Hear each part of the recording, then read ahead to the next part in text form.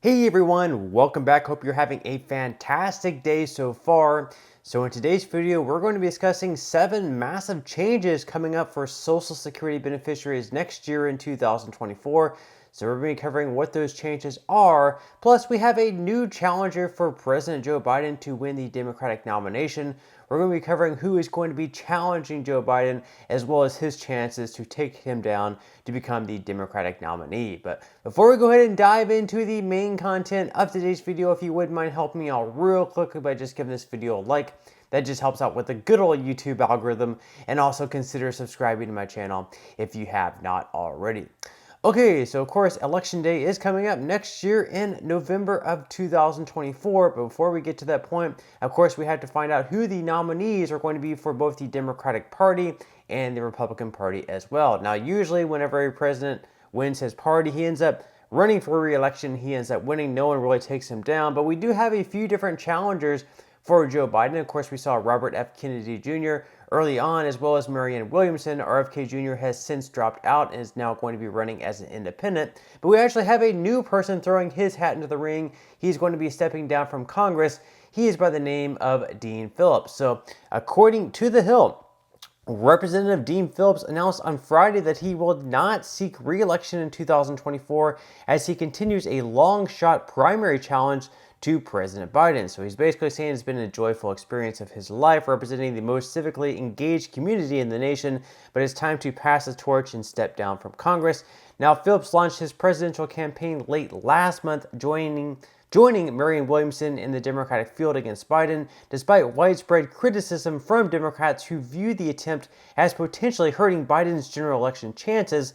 Phillips has painted himself as a younger alternative to the 81-year-old commander-in-chief. Now, obviously, Biden does not have the best popularity ratings, so perhaps Democrats need to make a change, but whether or not any Democrat can actually take down Biden, it's probably not the best chances. And we can look at the polling data here from Real Clear Politics, and we can see that Biden is currently on average a 63-point favorite. So clearly, Phillips, nor Williamson, nor anyone else who really wants to throw their hat into the ring is going to have much of any chance.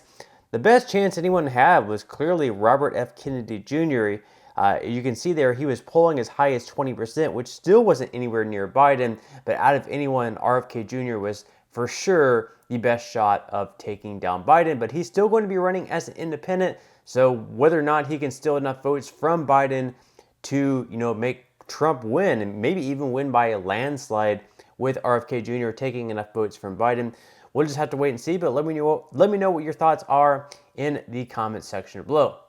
Now, in some other news, of course, next year, as I mentioned in the main title of this video, there are going to be 7 massive changes to Social Security next year in 2024. So we're going to go ahead and cover that right now. So according to Yahoo News, the first change that is going to take place to Social Security next year in 2024 is, of course, going to be the cost of living adjustment. That is going to be boosted up by 3.2% next year in 2024. And they say that according to the SSA, this means the average Social Security payout will increase by roughly $50, although it could vary considerably depending on the size of the current benefit. Now, the second change, of course, is going to be the disability bracket increase.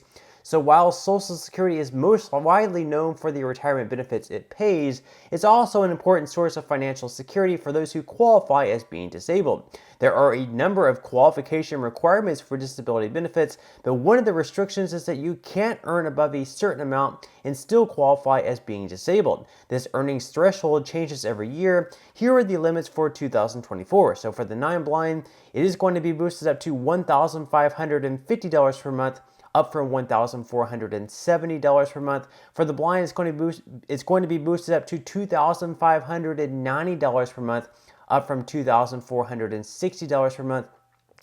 And finally, the trial work period is also going to be boosted up from $1,050 per month up to $1,110 per month. Now, also, we're going to have an increase for SSI beneficiaries as well, thanks in part to the 3.2% cost of living adjustment. So for individuals, they're going to be receiving $943 per month, or $11,321.49 per year. That's going to be the max amount. For couples, it's going to be boosted up to $1,415 per month for the maximum, or $16,980.36. And then essential persons will receive $472 per month, or $5,673.73 per year. Now, in addition to that, there's also going to be an increase in Social Security wage base. So Social Security is primarily funded by payroll taxes on current workers. However, there's a limit on how much your earnings are subject to Social Security taxes. This limit, known as the Social Security wage base, is also updated every year in response to rising inflation. For 2024, the Social Security wage base rises to $168,600. Earnings above this amount are not subject to Social Security taxes. So whenever you have a job, if you're an employee, out of every single paycheck that you receive, if you look at kind of how it's broken down, whatever's taken out, your taxes, your state taxes, your federal taxes, and then of course you're also going to have your FICA taxes. So you're going to be paying in 6.2% out of each paycheck on the first $168,600 you earn next year. Anything above that amount, you're no longer going to have to pay in. So if you're earning, let's say, $10 million per year, you're not going to be paying the Social Security tax on the entire $10 million, only on the first $168,600 next year. That's why a lot of lawmakers want to make a change where earnings above $400,000 per year once again have to be taxed, and that can also shore up the Social Security Trust Fund. That way we won't have the shortfall in 10 years where we might have to have cuts of anywhere between 20 to 25%. Now, another change happening next year in 2024 is an increase in maximum benefits when retiring at the full retirement age. So for those retiring at full retirement age in 2024, the maximum benefit is going to jump to $3,822 per month from $3,627. So basically, if you're able to max out your earnings during your working years, during the 30 working years, then at that point you would be eligible for this maximum benefit. Now, there are also a lot of lawmakers saying that those who are very wealthy, perhaps those who are able to max out their earnings, now they have a large retirement safety net through their Roth IRA, through their individual IRA, whatever, savings, real estate, whatever else. Perhaps they should not even be receiving this amount because maybe they don't even need an additional $4,000 per month on top of what they already have in their savings. Now, another change that they are going to be making next year in 2024 is a change in retirement earnings test limits. So while you're allowed to work after you file for Social Security benefits, if you earn too much, your payout is temporarily reduced. Specifically, the SSA will reduce your retirement benefits by $1 for every $2 that you earn over the limit while you are younger than your full retirement age.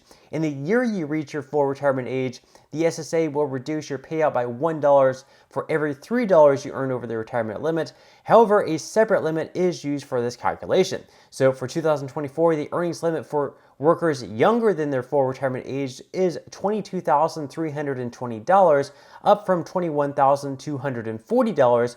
The earnings limit for workers in the year they reach the full retirement age is $59,520, up from $56,520. Now, of course, you can actually earn more than that amount, and even though you have some of your Social Security taken out, it would then be put back in as you would be receiving extra in your Social Security check once you did reach the full retirement age. So of course, that's something to think about, but let me know what your thoughts and comments are below as far as those changes go. Which one of those do you like? Which one of those do you not like? Would definitely love to read them. But that's all we have for today's video. I certainly hope that you enjoyed and found value out of it. If you did, again, I would greatly appreciate if you could give this video a like. Consider subscribing to my channel if you have not already, and I will see you in the next video.